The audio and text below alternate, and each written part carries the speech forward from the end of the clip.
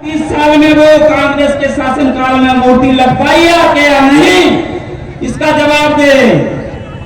क्योंकि ये सिर्फ हमारा वोट को लेना चाहते हैं, लेकिन ना तो हमारे महापुरुषों के बारे में आश्वासन तो देना चाहते हैं, लेकिन कारोबार को नहीं करना चाहते हैं। और कुछ ही समय पहले की बात है, भारतीय जनता पार्टी ने वादा किया था कि आप हमारे लिए एक विधायक दो और हम आपके लिए क्या देंगे।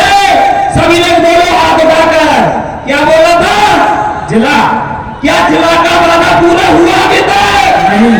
आप लोग किसी प्रकार के लोग लालच में आते रहोगे क्या? साथियों, काशीराम साहब ने कहा था कि एक सांप नाथ है तो दूसरा क्या नाथ है? नागनाथ है। इसलिए इस क्षेत्र में यहाँ की मैं जनता से पूछना चाहता हूं कि इसका मेरे लिए भी आप भी कुछ जवाब दे। क्या साथियों, इस पिछोर विधानसभा की जनता किस प्रकार से आटे के साथ में घुना पीसा जा रहा है? ये बात सत्य है या गलत है? सम्मानित साथियों, शराबबंदी के उपलक्ष्य में हमारे प्रभारी महोदय जी ने 25 दिवसीय यात्रा निकाली गांव-गांव जाकर के पिछोर विधानसभा क्षेत्र के अंतर्गत आने वाले गांव में 3000 शराब की कच्ची दुकानें खोली गई हैं। एक बहुत बड़ा व्यवसाय चल रहा है यहाँ पर। वो 3000 दुकानें तो बंद नहीं की गई प्रशासन के द्वारा, और हम लोगों पर 40 लोगों पर मुकदमा दर्ज किया गया है। यही वो पिछोर विधानसभा है।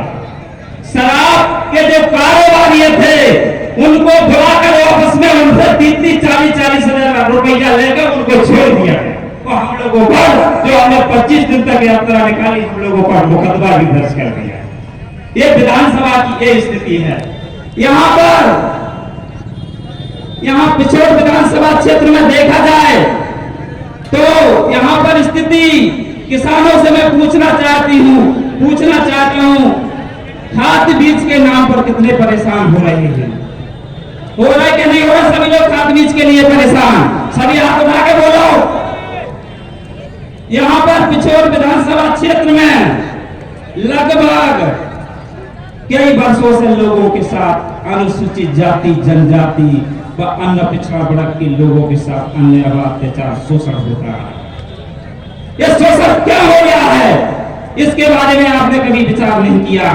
क्योंकि बाबा साहब ने कहा था कि हे मेरे साथियों, मैंने आपको सब कुछ दिया है, मैंने आपको सब कुछ दिया है, सिर्फ मैं आपसे एक चीज मांगना चाहता हूं।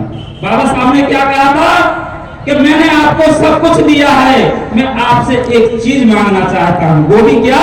कि आप एक हो जाइए। आप एक हो जाइए।